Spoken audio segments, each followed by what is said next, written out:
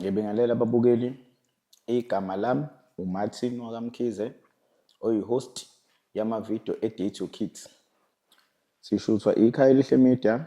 Uma ufuna imininingwane ngekhaya elihle media izovela ekupheleni kwamavidiyo ethu. Namuhla sinesihambeli sethu esinekhono elimangalisayo. Ubaba umkhulu endaweni. Kodwa-ke ake nginike ithuba ezazise kubabukeli ukuthi ungubani, ungwakuphi, uhlala kuphi. Igama lami nguWillis Sifiso wakwaNxumalo, ngihlala eMpangeni endaweni yaseMacekani, isigodi, ngiseyithombothini, inkosi yami uMthembu. Ngiyabonga.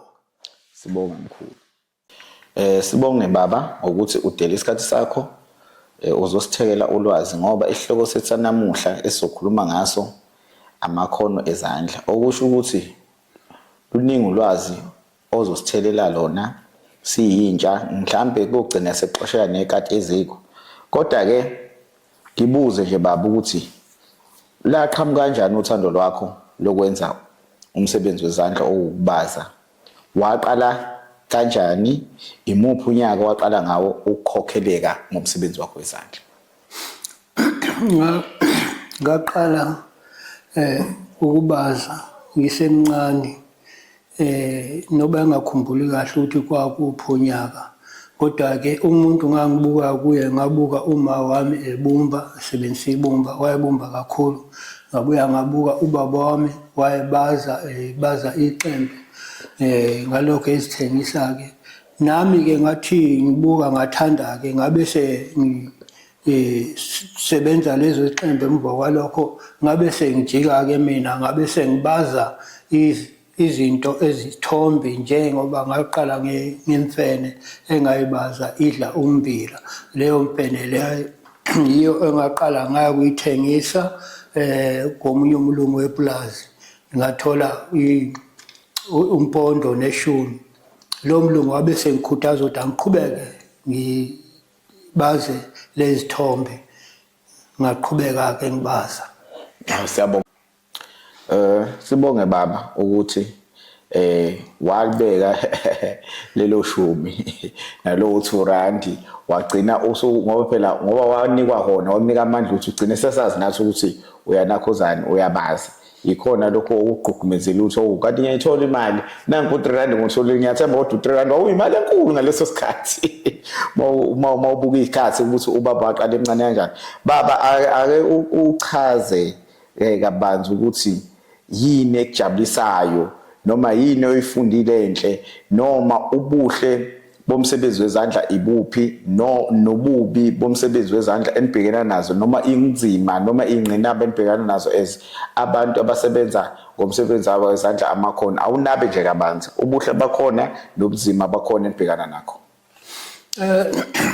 Ubuhle bomsebenzi wezandla ukuthi awuzukuzihlupha ngokubheka uthi ngifanele ngiqashwe okenzeni. Umsebenzi wezandla uthuka uyenza ube sokungenisela imali. Ma uthola imali soyathenga izinto ozidingo. Ngicabanga ukuthi ngaleso sikhathi imali, njengoba ngishothi ngathola umpondo, wabe sethi angiqhubeke ngisebenza ngenza lo msebenzi. Ngakwazi-ke ukuthi esikoleni ngangasafundiswa ngabazali, ngase ngikwazi ukuzikhokhela, ngizithengele nama-exercise, into ezinjengalezo-ke. Ngaqhubeka-ke, yikho okwangikhuthaza kakhulu ukuthi hawu kathi nami ngiyakwazi ukulekelela abazali bami. Ngalokho-ke kwakuyinto enhle-ke, namanje ngiphile yonke impilo yami kusukela lokhu ngaba khona ngazalwa, sengiphila ngawona umsebenzi wezandla. Ukuhamba kwami ngawo lo msebenzi wezandla kuze kwafika lapho umlungu lo engithatha engisa endaweni yaseNquthu ethi kunomcimbi ungathi ukhona ngale. Wangisa khona kulo mcimbi lo. Mangifika khona bawukhuthaleli, bawuthanda umsebenzi wami. Uma bewuthandile umsebenzi wami ngaleso sikhathi, kwakunomlungu wawethiwa uKenan Patterson. uKenan Patterson wangumunye wakhona ubephethe isikole lesiya sase-Rock Street ufundiswa khona-ke. Waphuma-ke nami lo mlungu kwathina hayi cha angimshiyi ngizohamba nawe ngoba ngiyahamba kwamanje ngisaya eGoli ngiyosebenzela eGoli or mhlawumbe ngiyadlula. Wangithatha-ke lo mlungu ngahamba ngaze ngayofika eGoli. Makufika kwami eGoli wangigcina eGoli ngabe lokho ngiqhubeka ngabazakhe. Ngabe sengibona nezinye imponyela zensizwa oLucas Sithole, ngabona no Sydney Khumalo abalapha egallery eJohannesburg Gallery ababazi babebazakhe. Hey ngathi naho kathi nami ngihamba ngolayini omuhle nabanye abantu ababazayo kanje. Mase uxoxa-ke wagcina uthi hawu yabona njengoxhumene nalo baba lo umlungu lo ngisazohamba amazwi. Wabe sengitshena-ke lo mlungu mangibuza wathi hayi sizohamba kuno Job Kekana omunye umbazi osuka kwaNdebele noSamsong yibe umbazi futhi. Then izoba noBoswell Pethe osuka nathiyeni eMapedini umSuthu. Ngempela sagcina sesihamba-ke. Mase ukufika leso sikhathi nguye wasilungisela incwadi zokuhamba konke lokho sahamba saya eZimbabwe. Masifika eZimbabwe-ke saya esikoleni lapho kwathiwa uzofundisa khona safika nathi sakhombisa ukuthi hayi sinalo ulwazi lokubaza. Kwahamba izinsuku wabe sewuthathwa-ke mina ngaphoswa eBulawayo ngayofundisa khona i-art. uKenan Patterson wasala kuthiwa kuseHarare Art Center. uJob Kekana wayeswa kwenye indawo kuthiwa kuseMthali wayefundisa khona. uSamsong waya eMzilikazi Art Center. Sahlala sifundisa khona kulezo sifundisa abantu imisebenzi yezandla. Lapho-ke emva kwalokho-ke yaphela-ke le contract yami ngangenzelwe ngalo mlungu wathi hayi phindele emuva. Buya kwami emuva wangibuyisela ku-Mr. BJ Smith. BJ Smith wangithatha wangigcina lapha eJohannesburg. Ngasebenza-ke kuye ngibazela yena-ke silapha eKing Center mawuya eDownstairs. Ngahlala-ke lapho-ke emva kwalokho-ke imanager yakhe uBen Abbott wangithatha wathina sesiyovula isenta eSwazini. So njengoba siyovula isenta eSwazini wena sizokuhambisa uqala uyofundisa amaswazi lo msebenzi thina sizolandela. Yabona bangithatha bangise eSwazini. Mangifika eSwazini ngaya esikoleni ekuthiwa kuseKoteke kunama-China khona lapha amaswazi ngiyabona besilisa ababili owesifazana oyedwa then amaningi abe ngama-China abefundisa lapho. Nami ngangena lapho zasha wathi umnyango kaCommerce khona laphayana cha lo asimlethele ukuthi uzosusa omunye umuntu emsebenzi kodwa-ke ikhono lakhe silithandile lingaphezulu kwalokho enokufundisayo. Ngafundisayo muva kwalokho uzohamba ngoba inhloso yabo ukuthi bazovula i-factory la. Hayi ngempela-ke waphela lo nyaka waphinda waphela lo kwabe sekusithi-ke muva kwalokho-ke wayeza-ke uBen Abbott noBJ Smith basavula-ke ikampani lethiwa Swaziland Stone Cutters. Ngathatha la abafundi bami ngangibaqeqesha mina ngaya nabo kuleyo ndawo bayofunda-ke silaphayana eNgwenya Iron Ore Mine la sathola khona indawo yokufundisela khona.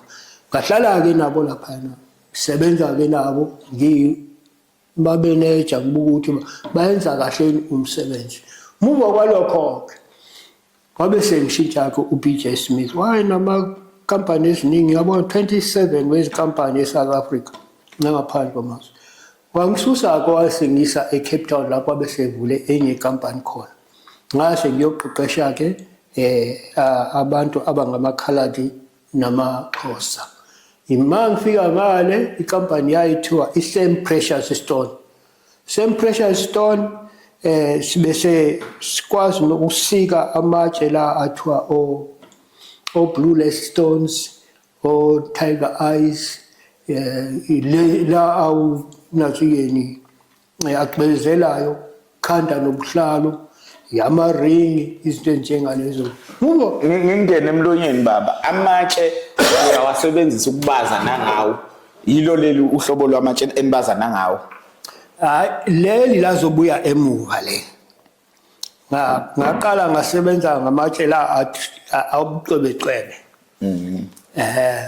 kwasika nokwenza yonke lento senza amaringi into ezinjengalezo amatshe la abesuka endaweni ekuthiwa kuse Priska ma usoya South West Africa lapha abemayinwa khona suka khona sibe siwasebenzisa mase sisuka lapho ke sokuthiwa ke wena ke mase kungathi kukhona ungasahambi kahle eSwazini sukuyisa eSwazini uyovuselela khona uphinde ubuye kanjalo ngasebenza kanjalo ke ngilapha Cape Town ngabe sengithi mina sokufuneka manje ngibe nendawo engizokwazi ukuyohlala khona nengane zami zokwazi ukufunda ngoba manje ngisemgwaqweni kwabe kubuya kwami ke sengizofuna indawo la kaSomopo ngithole indawo okwangenza ukuthi ngize lapha ukuthi umfowethu ube lapha eNgwelezane mina ngazowakha ngifuna ukuyosabelweni mina ngakha lapha esabelweni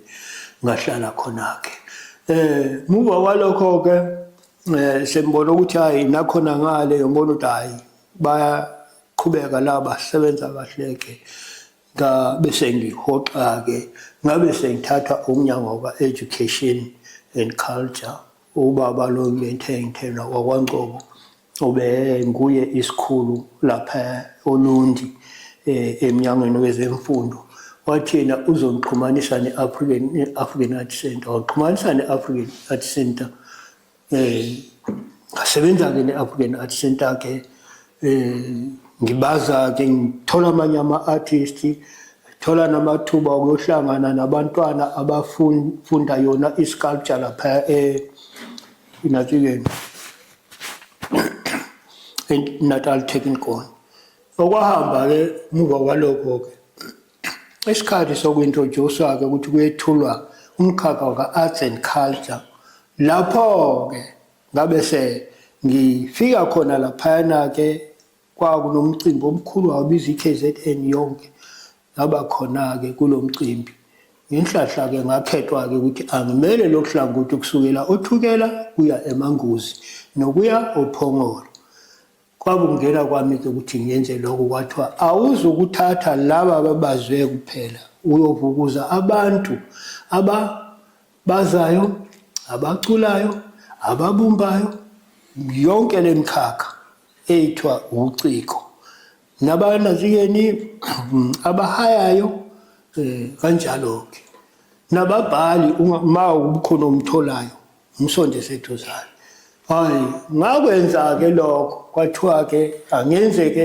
qoqe laba ababazayo ngaya ko-St. Lucius koMnatshe Mfekayi ngabaqoqa khona ngalo kumangozi bakhipha imoto yayalayisha impahla wavula umbukiso lapha e-Anglian Church eMpangeni wavula uProfessor Xulu ngoba lapha e-university ngibe sengisebenza ngaleso sikhathi no-Professor Xulu ubaba uMngoma umnumzana uPhewa ulanga libalele Mathenjwa abantu bese ngisebenza nabo hayi-ke muva kwalokho-ke kwathiwa hayi bo noma lo njengoba kuyaqhubeka lokho kuzoba inazikeni i-public hearing ngakhethwa ukuthi ngibe ingxenye yayo i-public hearing kwabuya sengamlibala lo baba wasuka ePitori wayelecturer enkulu ePitori weza lapha sahamba naye uqala itho yethu saqala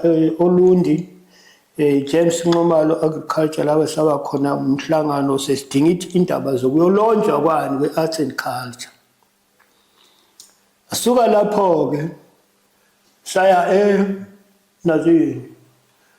ePhumula Hotel eMgababa fika lapho-ke kwaxoxwa-ke lezi ndaba zokulonjwa muva kwalokho sabuya ePlayhouse ePlayhouse-ke kwathiwa noma lo-ke uzothula-ke wena ukuthi usebenze kanjani kule ndawo yakho usuka kuyo ngangithi bazonika la bafanyana ngibe nginawo basanda ukuphuma ezikolweni ukuthi bayethule wona kwanikwa mina impela ngayethula-ke ngazama ngaleyo ndlela ngazama ngayo ngayethula-ke uhlelo lami. Emva kwalokho-ke kwathiwa siya eGoli sayethula mangaphosisi umhla kabani mhla ka 31 June 2 31 May, then was mhla ka 2 June sabe sesibuya emakhaya. Mase ngibuyile lawo ngazofika khona-ke sebengithatha ke uProfessor Xulu bangivulela indawo lapha emuseum. Bangivula indawo emuseum ukulandela ngaba ne-office netafula lami netafula lakwa-tourism sasisebenza njalo ndawonye. Ngahamba ngiqhuba lowo msebenzi wami ngokuthorisha ngiyobona abantu abenza imisebenzi yezandla ngibuye. Hayi-ke mase ihambe kanjalo indaba yami-ke kwabe sokufika-ke lapho sokuthiwa-ke nami sengizothathwa-ke ngiyomela futhi laba beminyango bomkhakha lo wami wokubaza ethiwa i-Visual Arts, Craft and Design. Ngangena kanjalo-ke kwa-National Arts Council. Ngabe sengihlala la ngiye ngale. Uma beza bakwa-National Arts and Culture bangithinte bangitshela unqumalo siza lapho awusihlelele abantu sizobabona ama-crafters yonke lento. Kwenzeka kanjalo-ke. Ngasebenza nabo ne-National Arts Council ne-province okunjalo. Ngasebenza futhi umuntu oqala ukuthi angidonsele thusani kwa-economic development ubhuti umfowethu ubhuti Mloyi, so ashona naye ngahamba naye indawo eziningi la kusukela le noba engasaziqondi kahle lapha eThekwini indawo sakhona saze safika nalapha okwamanje sokunama-office akwasida. Ngaleso sikhathi bephethe lapha ubani nangu sengamlibala lo baba lo wayelaphaya oMadlala. Hayi-ke muva walokho-ke ngaqhubeka-ke nomsebenzi wokuhambela i-arts and culture i-province ku-national. Ngisebenze kanjalo-ke. Okay, ingqinamba zalo msebenzi ukuthi unawo yini amathuluzi. Kusho ukuthi ma uthengisile lokho okuncane okutholile uyakwazi ukudla uthenge nethuluzi. Ukuthi uzoyenza umsebenzi omuhle kufuna wenze njani? Uyenze uthenge amathuluzi. Ube namathuluzi amahle futhi. Amahle ukuthi ukwazi ukukhanda umsebenzi osezingeni eliphezulu. Lokho ngakwenza-ke ngoba ngayinto vele sesegazini kimi ukuthi mina ngizosebenza into eyizobonwa ngumhlaba. Ngasho-ke ukuthi mase sifika lapho-ke kwafika isikhathi umnyango ka-economic development so sikhuthaza-ke ukuthi sisebenze ngempela sikhiphe uquality. So sihlelela kusweza phesheya lapha ko-America ko-Germany kuyobukiswa khona ikakhulukazi kwa-Germany ne-America England kwakuhamba imisebenzi yethu iyobukiswa khona. So-ke ngakubona-ke ukuthi imali ikhona kodwa-ke idinga ukuthi uyenze umsebenzi oquality. Ngisebenze kanjalo-ke kulo mkhakha ngingasekho-ke manje kulabo belungu babengiqashile. Sengifana nokuthi manje sengizimele ngaleso sikhathi ngisebenza imibukiso njalo nje makuthiwa kuye imibukiso ngihlelo ngitshena ukuthi kunombukiso onke ngiye kuwo. Ekuqeqesheni abantu ukuthi ngishiye ikhona nganginalo uthando lokubaqeqesha kodwa-ke ngagcina nami sengishaya yileyo nto yangenza ukuthi ngisuke eNatal ngiye eGoli. Abantu ngiyabaqeqesha mase ngimqeqeshile umuntu aqede abheke eGoli ayohlala khona-ke ngisale ngedwa-ke ngiqhubeka. La ngangivulele khona indawo yokusebenzela ngilweleke indawo ukuthi ibe khona kwaze kwavulwa le art center esempangeni. Yimi umuntu beyihambela le art center esempangeni ukuthi ibe khona, yaze yadraftwa phansi, maqede lapho yakhiwa yavulwa. Ngiya emakhosini, amakhosi alapha onke abehanjelwa yimi, ngiyowethulela ukuthi siqhubeka nani thina empangeni kumnyango wezamasiko nobuciko. Yikho engikusebenzile la.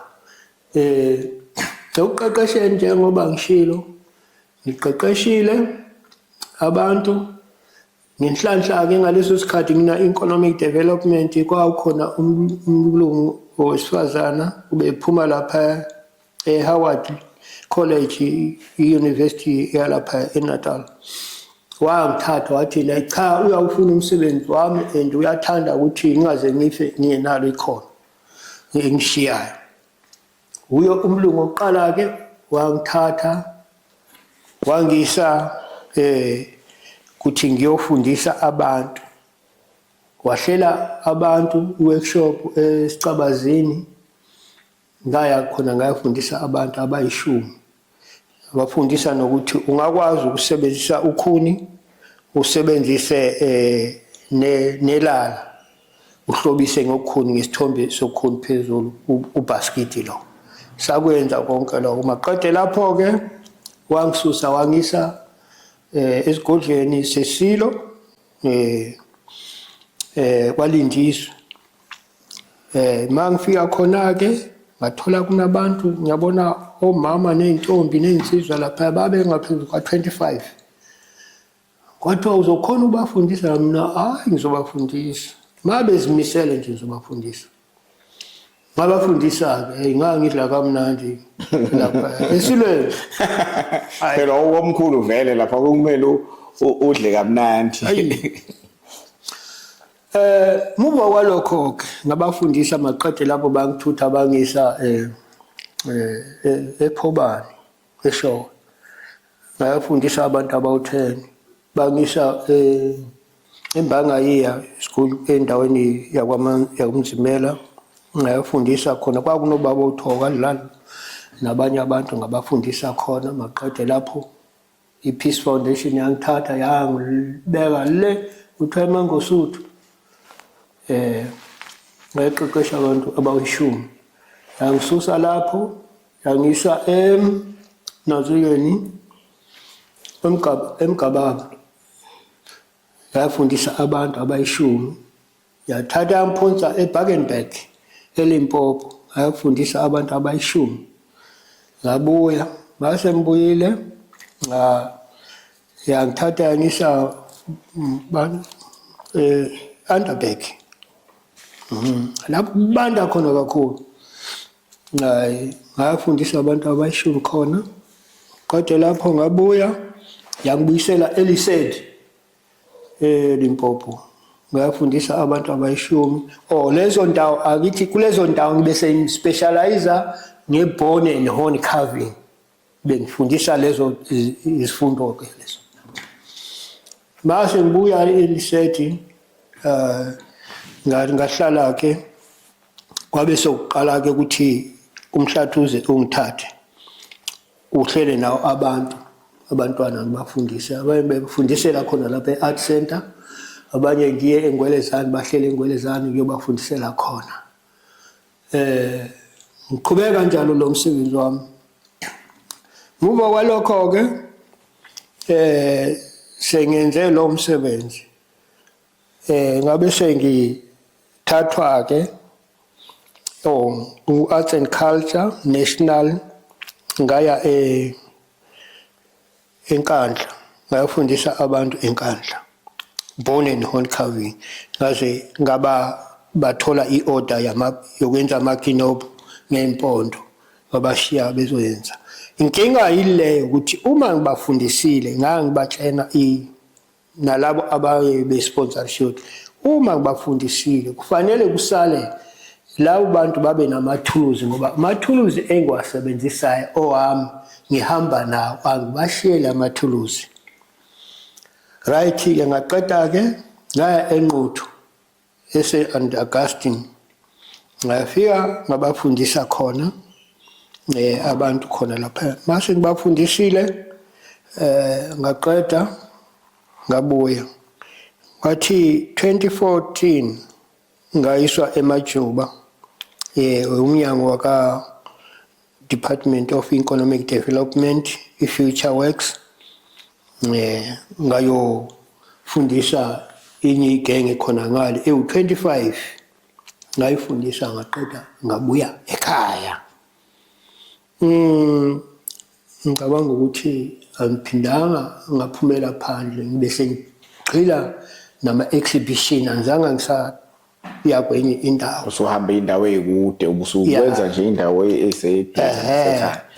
ey'koleni isikolo esavama ukumthatha yilesi esithiwa Impangeni Philistine Primary babe ngithatha kwesinye isikhathi ngiye khona kwesinye isikhathi bazilethe ingane lapha e-art center ngizobafundisa sokuba isikole siyana esilapha sengilibala igama lokho esenibani lapha Empangeni ngase-Kildale ngase-Domino Central nasiya lapha nabo babe ngiletha abantwana kwesinye isikhathi bangithathe ngiye khona kule high school bengakaze ngiye kufundisa khona ubuya ama-primary so ke ngaleso sikhathi ke yilo hambo engilihambile ke mase siya kulezi inkinga zomsebenzi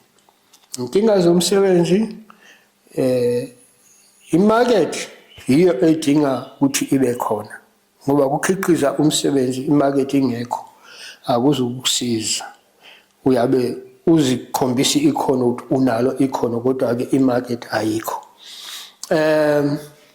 amathuluzi ayisidingo esikhulu ngoba awukwazi ukukhiqiza umsebenzi amathuluzi abhedayo amathuluzi angekho ngoba njengoba ngikhuluma ngokubaza nje amathuluzi okhuni awodwa amathuluzi empondo awodwa amathuluzi etshe aphosta afane nokhuni ungawasebenzisa kodwa ke kuya ngokuthi itshe olisebenzayo itshe enjani ngoba akhona aqinile lethwa i-jade stone i-jade stone ngeke ulibaze ngeshizolo uzolibaza uma ukuthi unaloku kuthiwa kwi-electric le thuluzi lihamba ngogesi yabona kodwa leli uyakwazi ukulibaza ngani ngoshizolo nalele ngisho ukuthi sinalo lapha kwantaba zentsaba etsheni kaNtunjambili emfanefile emaphopho ophongolo liyabazeka ngoba nangomeso ngawukusebenzisa kodwa ke mase ufuna ubuciko kakhulu ufanele ube nawo amathuluzi akhona yebo so kunjalo ke abanothando lokungena kulo msebenzi bangaxhumana nami bengisazongena lapho mkhulu ukuthi awululeke umuntu othi ngiyafisa nami uqala umsebenzi wezandla ngenze njani ngibheka ngaphi ngizosizakala kanjani awufake izeluleko lapho mkhulu ngoba usuhambe kakhulu masukhuluma nje impela ukuthi uqale ungakanani wathola imali engakanani usuhambe indawo ezingaka amazwe angaka okusho ukuthi umkantshubomvu kulamakhono ezandla okubaza futhi uyabala ukuthi awubazi ngokhona kuphela ubaza nangamatshe ubaza nangezimpondo so umuntu othandayo ukuthi ngiyafisa nami uqala ukubaza nanokuthi ngoba usaqhubeka babo ubaza abantu abafuna ukuthenga izinto zakho baxhumana kanjani futhi nawe ukuxhumana nami abafuna ukuthenga nginawo umakhalekhukhwini wami uka-Vodacom uthi 076 10 11 807 uTelkom uthi 06 7 9 1 2 9 2 2 4 email ithi email yam ws nxumalo@gmail.com. Umuntu ofisa ukuqala ukwenza unothando umlukele kuthini baba? Umuntu ofisa ukuqala yiso ukwenza umsebenzi wezandla ukubaza. Into afanele ukuthi ayenze afuna athole ukuthi kule mikhakha echasayo ngemali uyakuthola yena ukuxhaseka ngoba angibafundisi ngaphandle kwemali. Njengoba ngisho ukuthi ngihambele izindawo zonke babehlela bona ukuthi imali inathi yeni abantu abangaka sibe sesibuka ukuthi abantu abangaka malini abafanele bayikhokhe umuntu ngomuntu. Kwagcina kupasisiwe lapha ku-African Art Center ukuthi imali engaka umuntu azofanele ayikhokhe. Kwathi ngomnyango wabeka nawo ukuthi yona ma ukuthi yithi esibachasile sizokhokha imali engaka. Savumelana-ke kulokho. Nomhlatuze isikhathi engithatha ukuthi ngifundisele abantu saxoxa kwaba nesivumelwano ukuthi abantu labo imali engaka enizoyikhokha. Savumelana ngosuku sibe sesibala ukuthi ngenyanga malini. No-national ngokunjalo abantu ngangibafundisa phansi kwa-national saxoxa ngabasho njoba bazokhokha imali engaka ngosuku. Okay baba, singingena nje olimini. So umuntu othanda uqala ukwenza umsebenzi wezandla mele ebe nemali yokuthi mhlawumbe umfundisi ukuqala lokho. Okunye yini mhlawumbe amele benakho? Amathuluzi. Ebe namathuluzi. Okunye baba? Amathuluzi afanele awathole ukuthi mayeqeda lapho sengiqoqa amathuluzi ami sengihamba nawo yena ke uzosala nawo esebenza ngayo. Yebo, akusizi ukuthi ngimqeqeshe abe umchwepheshe kulomkhakha kodwa engenawo amathuluzi. Ufuna ngimshiye enamathuluzi. So ke kulezi indawo bengisho ukuthi ngihambe ngawo babe yenza i-quotation yokuthi bazothenga amathuluzi. Ngikhumbula le Newcastle. Siyabona mkhulu usugudlile. Isikhambisile lo msebenzi lona wesandla. Ngiyathemba ukuthi nonothando mhlawumbe ufuna ukuhamba nothi ufuna ukudayisa ngoba phela ngeke ufuna ukuhamba kuphela kodwa manje uyafuna ukuthi nawe ubeke isinkwe etafuleni. Mhlawumbe okunye mhlawumbe isikhathi ukuthatha kudingeka kube nesineke ukwenza nje mhlawumbe umzekelo lesi sithombe seduze kwakho mkhulu sentokazi enenqwazi engumnyama kwathatha isikhathi singana nje ukusenza. Lesi sithombe sangithatha inyanga namasonto amabili ukuthi ngisiqede. Okusho ukuthi isineke siyadingeka, kusho ukuthi umuntu odinga ukuthi onothando kumele ebe umuntu onesineke. Yebo. Umuntu onesineke, onothando nokubekezelela.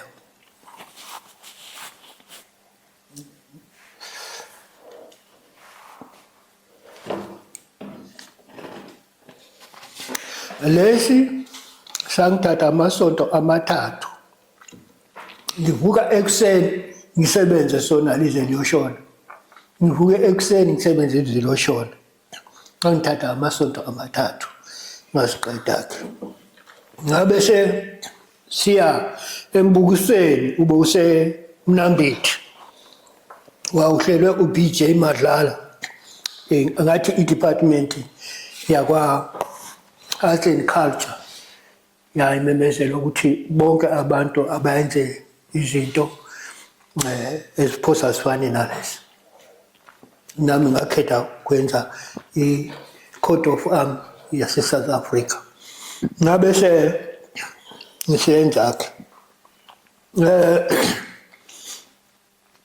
Ngafika-ke ngawina-ke i-prize. I-prize engawina-ke sabuya isithombe sami kodwa imali ngayidla yalesi sithombe.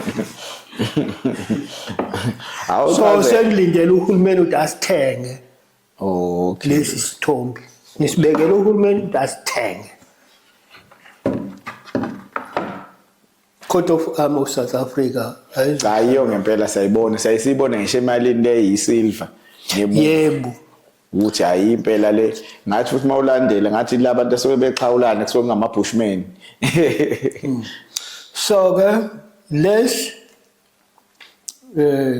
ngisenze njengoba ngishilo ukuthi singithathe inyanga namasonto amabili ukuthi ngisiqede. Base ngisiqedile kwakwenza uhlelo lombukiso uzoba khona kodwa uyenzelwa eMpumalanga obizwa ngokuthi iNibos. Uma lo pakisha umsebenzi ulethe uCurio lapha ngase 5 ways wahamba fika ngale wangena into South Africa yonke wangena ke fika lapho ngishoti usokhethwa ukuthi ngingene kuNathikeni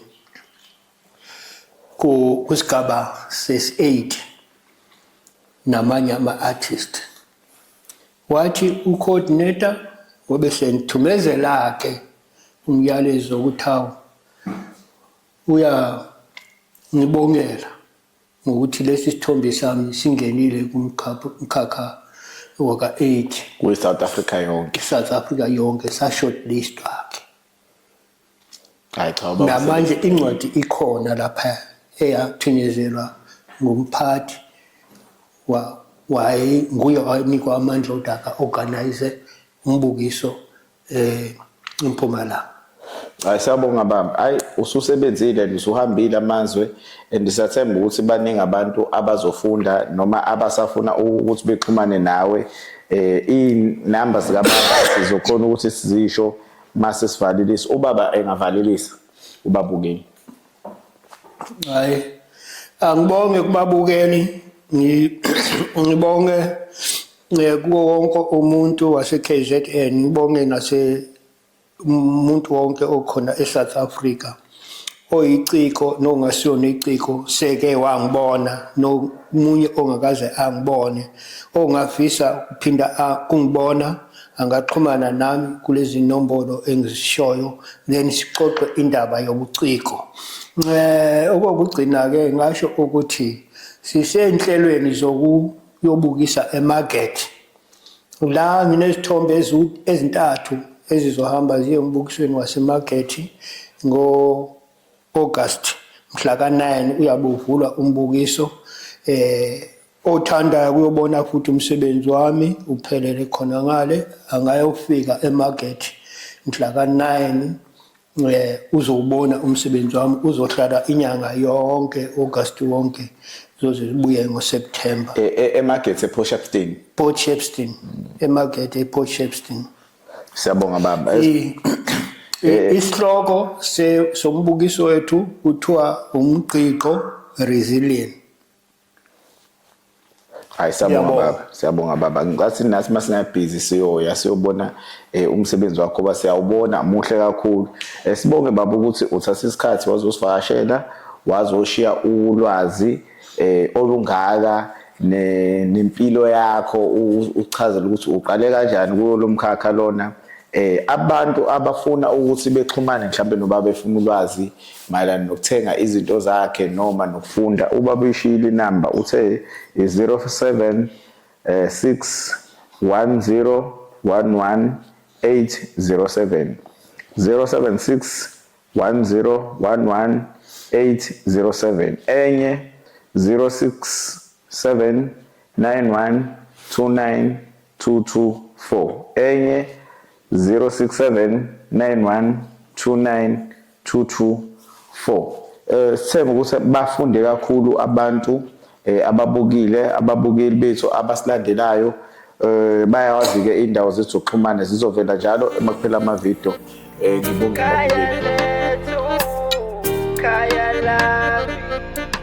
That's your kids. Futumalo.